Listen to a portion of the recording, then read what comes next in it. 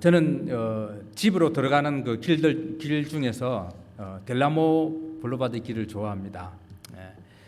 그 프레리와 호돈 사이에 있는 그 길에 단풍나무 가로수가 이렇게 있는데요. 그 길을 지나갈 때마다 아주 캘리포니아에서 사계절을 그 나름대로 느낄 수 있는 어떤 그런 느낌을 이렇게 받습니다. 가을에는 제법 멋있게 단풍이 들어요. 한번 찾아가 보시기 바랍니다. 제법 아주 멋있는 단풍이 들고 또 단풍이 지고 또 거기서 사진들도 많이 찍고 있고 합니다. 그리고 이제 겨울이 지나고 이제 봄이 되게 되면은 제법 잎이 이렇게 나기 시작해서 넓어지기 시작합니다. 그러면 곧 이제 여름으로 넘어가죠. 지금은 아주 청록의 그 푸르름이 마음까지 아주 초록으로 물들게 할 정도로 아주 이렇게 푸른 빛을 띠고 있습니다. 우리가 살아가는 있는 자연 가운데서는 이렇게 자연의 그런 변화가 사람도 하여금 지금 시기가 어느 정도 되었는지 이런 것들을 알려준다라는 것이죠. 이러한 지식들이 자꾸만 축적되어서 사람들은 그것에 기초하여서 농사를 짓게 되고 또 천기를 구분할 수 있게 되었습니다. 주님께서 이러한 것들을 비유로 사람들이 이 자연을 보고 그때를 구분할 줄 알면서도 어찌 하나님께서 보여주시는 그런 징조들을 보고 하나님의 뜻을 구분할 줄 모르느냐 이렇게 책망하시는 그런 말씀입니다. 우리가 마태복음 24장을 살펴보고 있는데 24장 이 전체가 예수님께서 예루살렘 성전이 무너질 것을 예언하시고 난 후에 제자들이 아니 그때가 언제입니까? 또 그때 일어날 징조들이 무엇입니까? 라는 그런 질문을 했지 않습니까? 그 질문에 대한 대답이 24장에 기록되어 있는 것입니다. 지난 시간에도 몇 가지 이런 징조들을 말씀드렸습니다.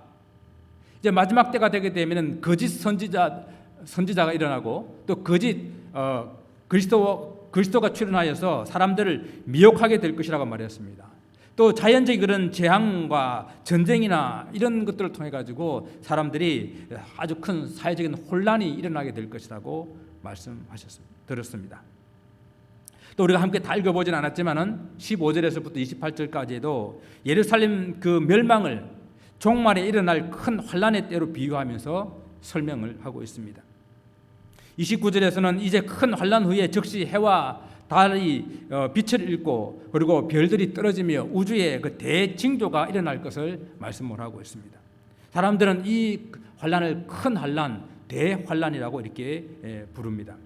그런데 또한 이런 환란들이 어떻게 일어날 것인가 사람들은 여러 가지를 말하고 있을 때에 또 뭐 우주의 이런 행성들의 충돌에 의해서 이런 아니면은 이 지구를 수십 번이나 파괴시켜버리고 남을 수 있는 그런 핵 전쟁에 의해서 이 지구의 최후의 날이 맞이하지 않을까 이렇게 사람들은 생각하기도 합니다.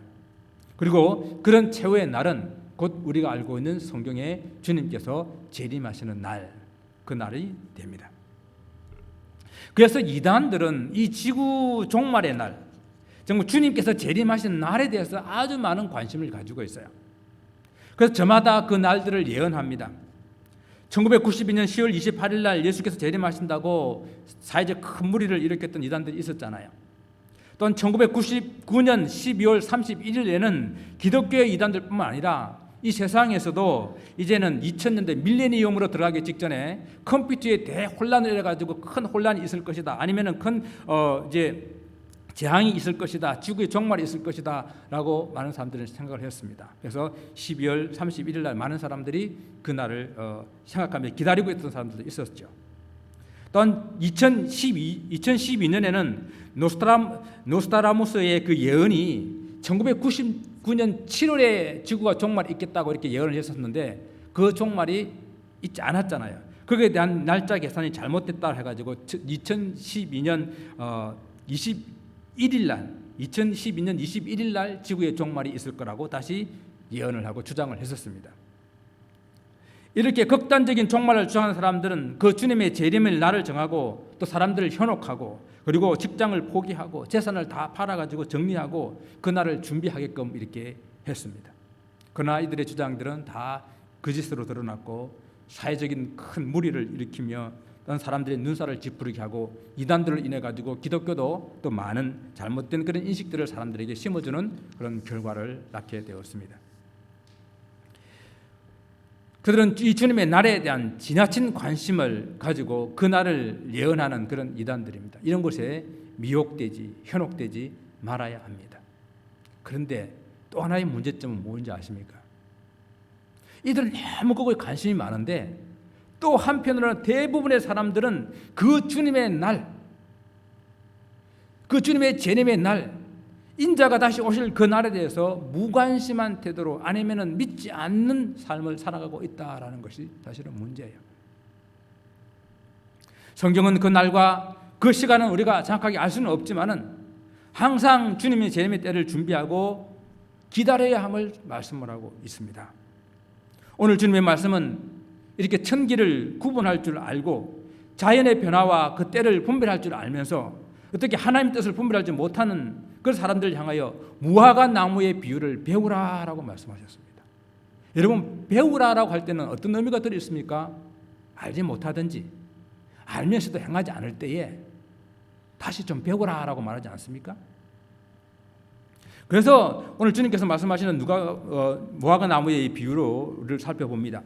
마태복음 24장에서는 종말의 때 인자가 다시 오실 때와 관련하여 말씀하시면서 무화과 나무 비유를 통하여서 그 시기와 때를 기다리는 성도가 어떤 자세를 가져야 되는지를 우리에게 말씀해 주고 계십니다. 캘리포니아도 무화과 나무가 좀 있는데 이스라엘에는 무화과 나무가 아주 흔한 나무입니다.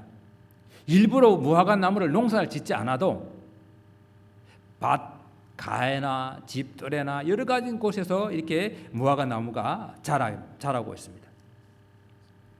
하지만 이 무화과 나무는 이스라엘 3대 과일 나무 중에 하나로서 사람들에게 아주 많은 그런 먹거리들을 제공하는 그러한 유익한 나무입니다. 그 이스라엘 사람들이 늘 접할 수 있는 그런 무화과 나무에서 무엇을 오늘 배우라고 말씀하십니까?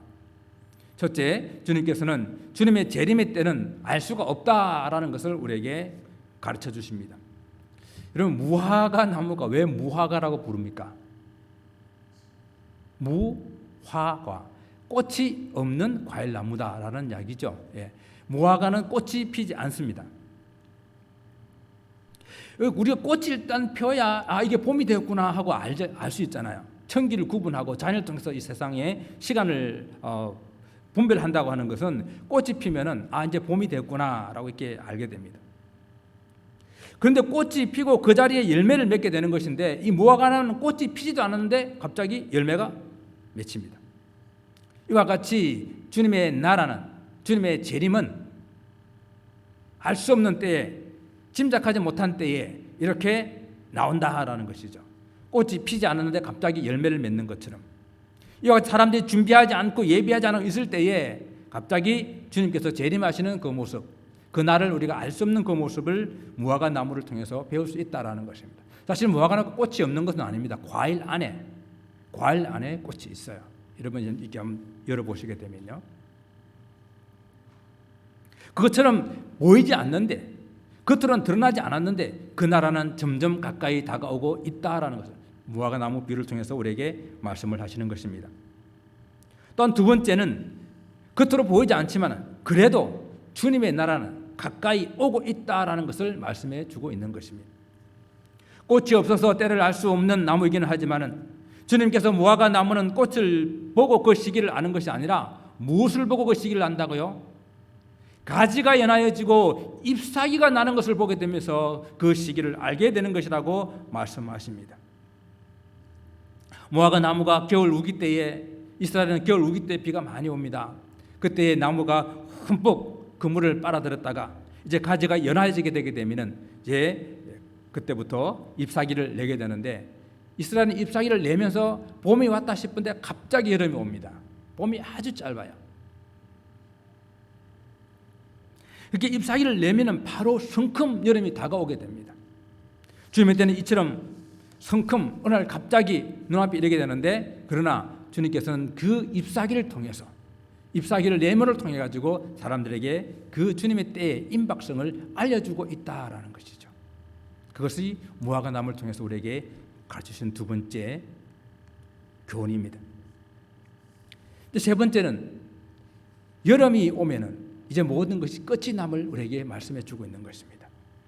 무화과 나무 가지가 연하여지고 지는 것을 보거든, 또 잎사귀가 나오는 것을 보거든 무엇이 가까이 왔다고요?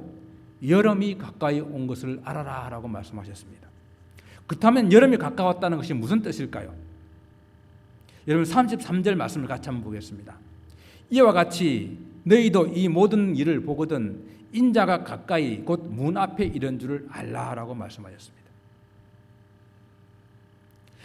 이 잎사귀를 내자마자 여름이 오게 되고, 여름이 온다고 하는 것은 곧 주님께서 재림하시는 것과 같다라는 뜻을 말씀하고 있습니다. 그럼 이게 무슨 뜻일까? 유대인들은 이 말을 들었을 때에 쉽게 알아들었어요. 여름이라고 하는 것은 곧 성경에서 전쟁의 때가 되었다라는 것을 의미합니다. 중동은 우기와 건기, 쉽게 말하면 여름과 겨울이 딱 구분되어 있습니다. 그래서 겨울 동안은 비가 많이 오고 그렇게 날씨가 많이 춥지는 않아요. 그때에 비가 오게 되면 그때부터 농사를 짓습니다. 그리고 봄이 지나면서 여름 초에 농사 지은 것을 다 거두게 돼요. 보리와 이 밀을 거둡니다. 그게 다 6월절 지나고 33일 지나고 다음에 오순절 지나는 그때 다 거두는 때가 아니겠습니까? 그럼 지금쯤 되면은 보리와 밀을 다 수확을 한다는 이야기예요. 그리고 여름이 되게 되면은 이제 전쟁을 하는 거예요. 충분하게 군량미는 곳곳에 있기 때문에. 또 겨울에는 우기 때는 전쟁을 할 수도 없어요. 모든 땅들이 다 질어가지고 그 전차들이 지나갈 수가 없습니다. 그래서 여름 될 때에 전쟁을 합니다. 그래서 성경에 보게 되면 때가 되매 전쟁에 나가니라, 이 때가 여름의 때가 됐다라는 그런 말씀이에요. 그래서 이스라엘 백성들은 여름 하게 되면 전쟁의 때라는 것을 이해하기 때문에 이 무화과 잎이 나거든 여름이 가까운 줄 알라라는 이 말은 곧 전쟁이 임할 때가 됐다라는 것을 알라라라는 그런 경고의 말씀으로 이해를 했다라는 이야기예요. 마태복음 24장 20절의 말씀을 보게 되게 되면요, 너희가 도망하는 일이 겨울에나 안식일에 되지 않도록 기도하라라고 그랬잖아요. 물론 겨울에 추워서 전쟁이 나고 도망하면 힘들죠. 안식일날 사람들은 다 예배하러 가야 되는데 안식일날은 몇 리 이상을 건너가면 안 되는데, 예루살렘에서 베다니 정도까지만 가면 그 이상 넘어가면 안 되는데 도망가야 되기 때문에 어렵잖아요. 못 가는 날이잖아요. 이렇기 때문에 가지 말라는 말도 있지만은 안식일이나 겨울에는 그 누구도 전쟁이 날 것을 생각하지 않은 때라는 이야기예요. 현재 전쟁을 준비하지 않은 때에, 누구도 전쟁이 있을 것이라고 짐작하지 않는 그때에 전쟁이 나지 않도록 기도해라라는 이야기입니다. 실제적으로 욤키푸르 전쟁이라고 하는 것은 유대인들이 다 그 대속죄일이 돼가지고 금식하고 있는 그날에 아랍 국가들이 쳐들어왔잖아요. 그런 전쟁이 실제적으로 있었습니다. 이와 같이 여름이라고 하는 것은 전쟁을 치르는 때, 전쟁이 일어난 때를 말씀하고 있는 것입니다. 여름이라고 하는 전쟁의 때를 말하기 때문에 무화과 나무의 가지가 연하여지고 잎사귀가 나오게 되게 되면 전쟁이 임박했구나. 실제적으로 여름이라고 하는 이 히브리 단어가 히브리어로 카이츠라는 단어예요. 근데 재밌게도요, 카이츠라는 말이 히브리어로 끝이라는 단어입니다. 끝. 한 계절의 끝. 그러니까 이스라엘은 가을부터 시작해가지고 가을, 겨울, 봄, 여름 하면 한 해가 끝나는 거예요. 여름이면 끝입니다. 여름에는 종말이에요. 여름에는 끝이 나는 거예요. 세상이 끝나는 것을 상징하는 것이 여름이기 때문에 주님께서 이 무화과 나무를 비유통해서 여름이 가까운 줄 알라라고 하는 것은 곧 종말이 가까운 것을 알라라는 그런 말씀으로 그들은 이해를 했다라는 것입니다. 그래서 이스라엘의 명절은, 이스라엘의 설날은 9월 달에 있잖아요. 가을이 한 해의 시작이기 때문에 그들은 그것을 한 해의 시작으로 설날로 지키고 있는 것입니다. 그렇다고 한다면 지난주 들었던 그 질문을 다시 한번 들어보도록 하겠습니다. 우리가 이런 징조들을 지금 여러 가지를 보고 있는데, 그러면 지금이 그때입니까? 그렇다고 한다면 우리는 지금 무엇을 해야 합니까?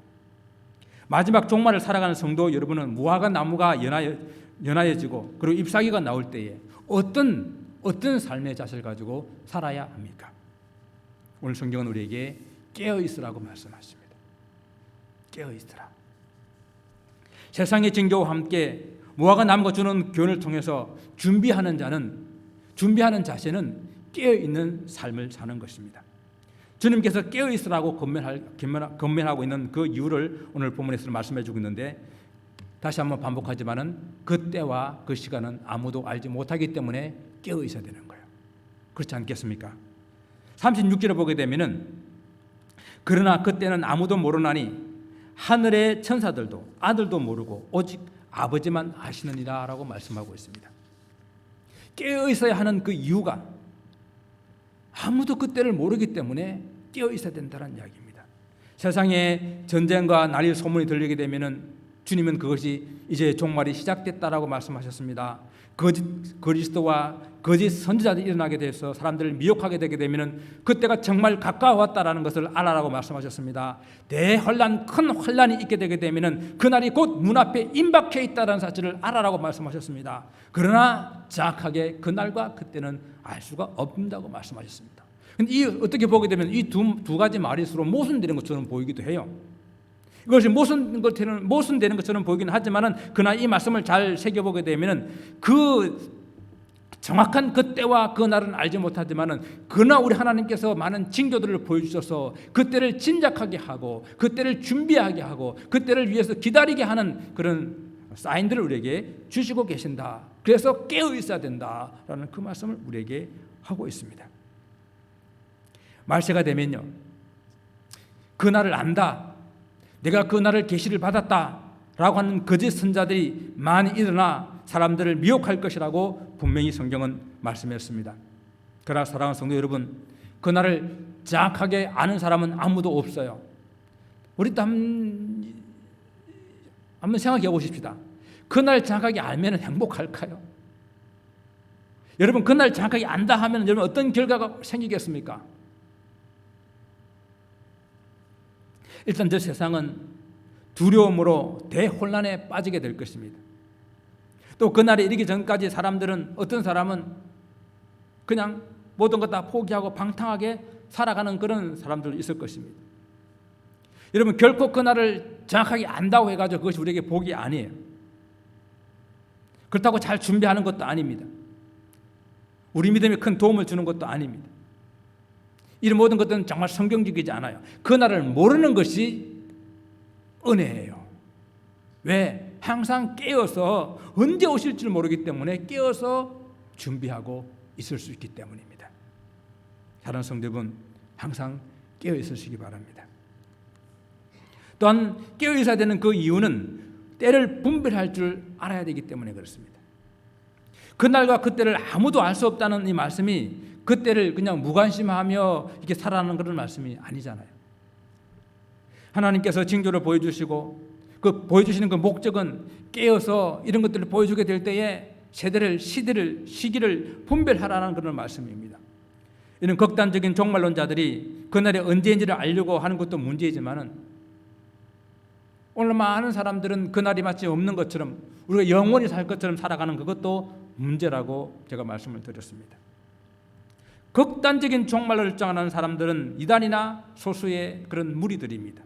그런데 오늘날 정말 대부분의 많은 사람들은 주님의 재림에 대해서 무관심해. 심지어 크리스찬조차도, 우리 성도들조차도 마치 그날이 없는 것처럼 살아갑니다.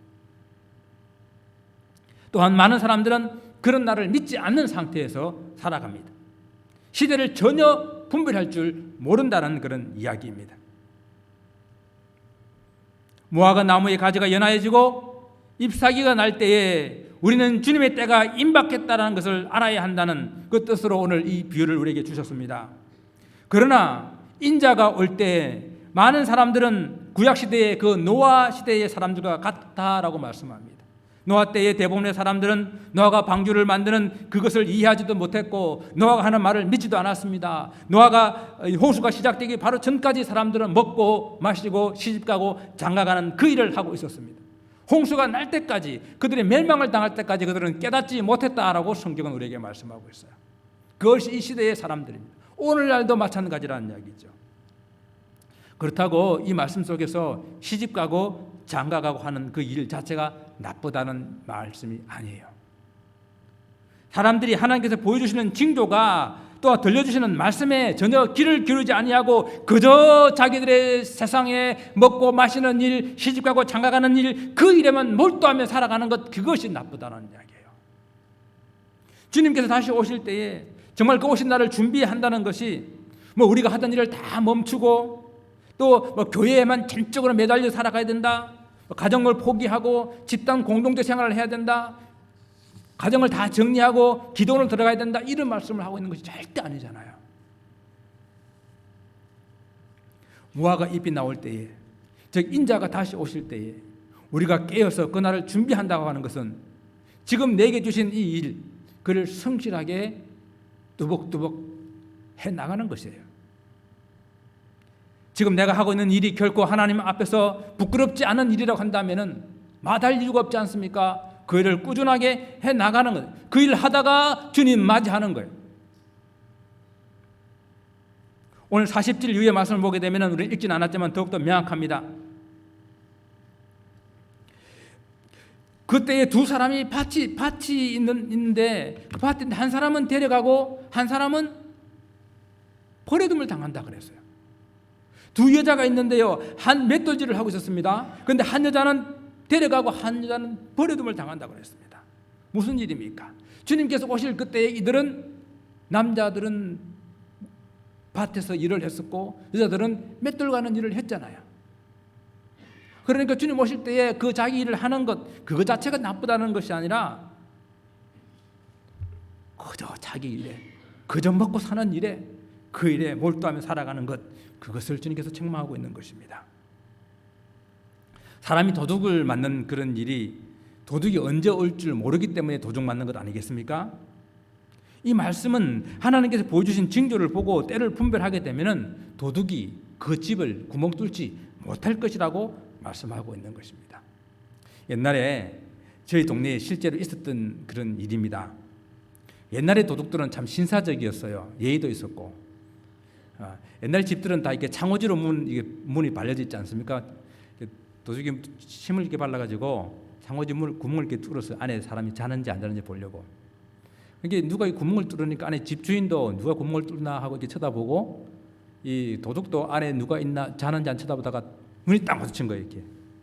그래서 둘이 딱 이렇게 도둑은 도망을 갔습니다.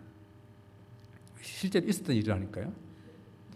뭡니까? 깨어 있었기 때문에 도둑을 맞지 않았습니다.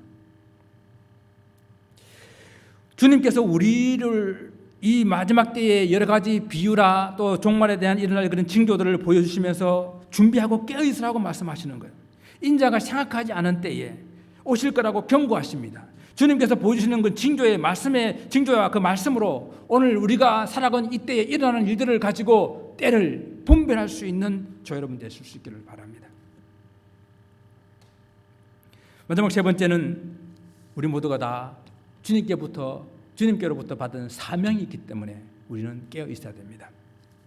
무화과 나무 잎사귀가 날 때에, 즉 인자가 다시 오실 때에 우리가 깨어 있어야 하는 이유는 오늘 본문에 우리가 본문 그 다음의 말씀인데, 주인이 타국에 가면서 종들에게 각각 임무들을 맡겨놓고 타국으로 갔습니다. 그래서 그 타국으로 가고 난 다음에 어느 때가 되게 되면 주인이 돌아와가지고 종들이 어떻게 하고 있는지를 보게 될 것인데, 그 주인이 타국에 가면서 그 종들에게 각각 맡겨주시는 그 사명이 있기 때문에 이 종들은 쉬지 않고 깨어서 그 일을 해야 되는 것이죠. 그런데 45절 말씀을 보게 되게 되면은 충성되고 지혜 있는 종이 되어 주인에게 그 집 사람들을 맡아 때를 따라 양식을 나눠줄 자가 누구냐라고 물어봅니다.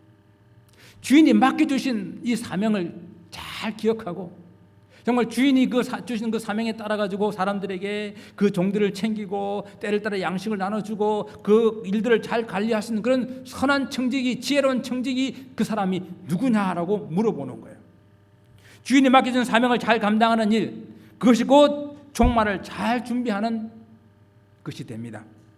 주인이 언제 올지는 모르지만은 내게 맡겨진 그 일을 성실히 감당하고 있을 때에 그때의 불현듯 갑자기 주인이 왔을 때에 그 종이 하고 있는 것을 보게 되면 얼마나 그 종을 칭찬하고 그 종이 복된 삶을 살겠습니까? 주인이 있든 주인이 없든 그 맡은 사명을 따라 충성을 다하는 그런 모습을 보았을 때에 그 종은 주인이 그 종을 완전히 신뢰하고 오늘 본문의 말씀처럼 주인이 돌아왔을 때 그 충성된 종에게 주인의 모든 소유를 다 이제는 맡기면서 이제 그 종을 복되게 하게 될 것이다라고 말씀을 하고 있습니다. 그러나 성경은요, 많은 사람들은 이 선한 청지기와 반대의 모습으로 살아가고 있다라는 것이에요. 주인이 드디어 올 것이다. 주인이 어쩌면 안 올 것이다. 마치 안 올 것처럼 생각하고 종들을 때리고 또 먹고 마시고 그렇게 노는 곳에 전념하고 살아가는 그런 삶을 살아간다는 것입니다. 그러나 그 사람들의 생각과는 다르게 주인은 알지 못하는 시각에 불현듯 찾아오게 될 것입니다. 그 주인이 올 때에 알지 못하고 준비하지 못했던 그 사람들은 당연히 벌을 받고 그 바깥 어두운 곳에 쫓겨나서 이를 갈미 있을 것이라고 성경은 우리에게 경고하고 있습니다. 거기에 대한 보다 좀 구체적인 그런 이야기들이 다음 주에 있을 다음에 있을 마태복음 25장의 이 비유로 다시 나오게 될 것입니다. 사랑하는 성도 여러분, 우리는 주님께서 언제 오실지 알 수가 없습니다. 그때와 그날은 우리가 알지 못하는 것이 오히려 복이라고 말씀을 드렸습니다. 그래야 내가 깨어 있고, 그래야 내가 시기를 분별하려고 하고, 그래야 내게 맡겨진 그 사명에 충실하게 살아갈 수가 있기 때문입니다. 그러나 또한 주님께서 가까이 오고 있다는 그 징조들을 우리에게 보여주고 계시기 때문에 그 징조들을 보면서 오늘 본문에 주신 그 무화과 나무의 비유처럼 나무 가지가 연하여지고 잎사귀가 나는 것을 보거든 주님이 오심이 임박해 있다라는 사실을 우리가 다 기억을 해야 할 것입니다. 깨어있다고 하는 것이 24시간 잠도 안 자고 있는, 눈을 부릅뜨고 있는 것을 말하는 것이 아니고, 깨어있다고 하는 것이 내 생활을 다 정리하고 기도원으로 올라가는 것을 말하는 것이 아니라 지금 내게 맡겨진 사명 앞에 충실하게 살아가는 것, 그것이 깨어있는 삶의 모습입니다. 또한 성경은 우리에게 한 가지 더, 깨어있다는 말과 항상 쌍을 이루며 우리에게 주시는 말씀이 있는데, 깨어있다 그리고 깨어서 뭐라고요? 기도하라라고 말씀하세요. 깨어있는 자가 하는 것은 기도하는 것입니다. 마지막 때와 관련하여 성도가 깨어서 믿음을 지키는 가장 대표적인 그런 삶의 모습이 깨어서 기도하는 삶입니다. 많은 성도들이 깨어서 기도할 수 있기 바랍니다. 누가복음 21장에 너희는 장차 올 이 모든 일을 능히 피하고 인자 앞에 서도록 항상 기도하며 깨어있으라고 권면하고 있습니다. 주님께서 다시 올 날이 점점 가까워오고 있는 이 시대에 살아가는 사랑하는 성도 여러분, 무화과 나무 잎이 연하여지고 가지가 연하여지고 잎사귀를 내는 것을 우리는 보고 있습니다. 항상 깨어있는 여러분 되시기를 주님 이름으로 축원을 드립니다. 기도하겠습니다.